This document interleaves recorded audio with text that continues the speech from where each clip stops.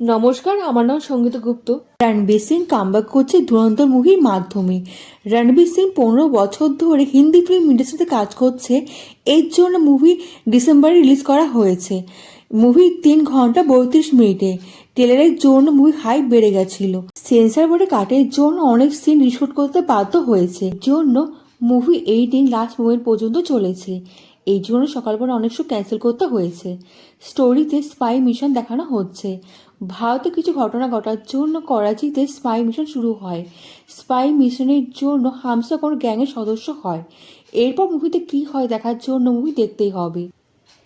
এই movie first half 2 ঘন্টার। দেখার সময় মনেই হবে না এত সময় চলে গেল। এত ব্রুটাল সিন দেখানো হয়েছে যে মার্কো অ্যানিমেলের মতন সিনেমা তো বাচ্চা মনে হচ্ছে এই সিনেমার কাছে। অদ্ভুতভাবে মানুষের মৃত্যু হতে পারে তার ডিকশনারি খুলে বসেছে এই সিনেমা। ধুরন্ধরের শেষে 4টি অক্ষর ডিরেক্টরের নাম আর মাঝে 3টে শব্দ রণবীর সিংয়ের নাম দিয়ে ধুরন্ধর দেখানো হয়েছে। এই মুভি অডিয়েন্সকে সাইকোলজি ট্রিটমেন্ট দিয়েছে। এই মুভি লম্বা, তাই চ্যাপ্টার ওয়াইজ গল্প দেখানো হয়েছে। প্রতিটা চ্যাপ্টারে নতুনভাবে গল্প শুরু হচ্ছে, তাই দেখে মনেই হবে না মুভি এত লম্বা।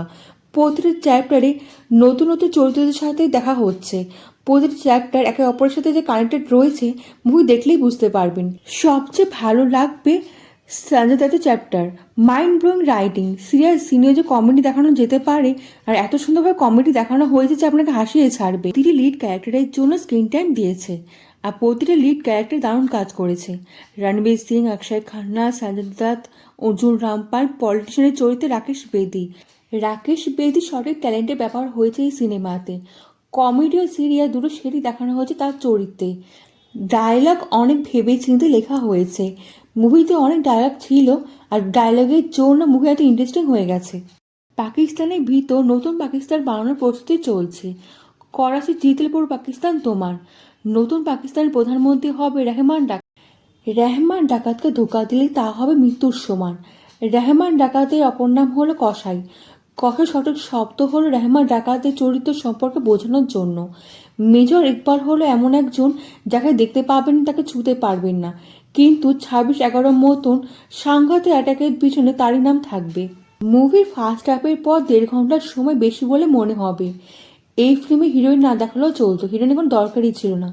যতই বলুক বায়োপিক নয়, রিয়েল লাইফ ফুটেজে দেখানো হয়েছে, আর গ্যাংস্টারদের নামও রিয়েল দেখানো হয়েছে। মুভির বিজিএম ও গান বেশ ভালোই লেগেছে। পুরনো হিন্দি গানে ব্যবহার করা হয়েছে। মুভির সিনের সাথে পুরনো হিন্দি গান বেশ ভালোই লেগেছে।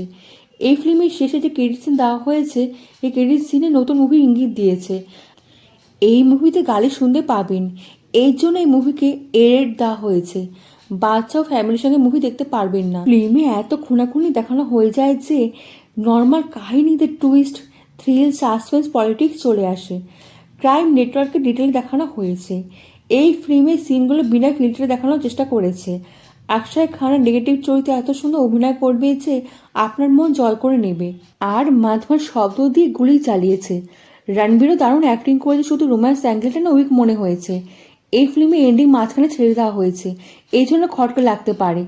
অ্যাকশন প্লাস ইমোশন 2 in 1 মুভিতে দেখানো হয়েছে। এই মুভিকে আমি 5-এ 4টে স্টার দিলাম।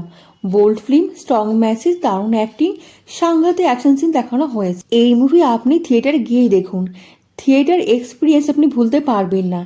এই মুভি থিয়েটারে না দেখেন অনেক কিছু কিন্তু মিস করে যাবেন। এই ভিডিওটা আপনার কেমন লাগলো কমেন্টে জানাতে কিন্তু ভুলবেন না।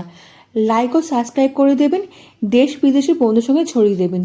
দেখা হচ্ছে পরবর্তী ভিডিওতে, ভালো থাকবেন।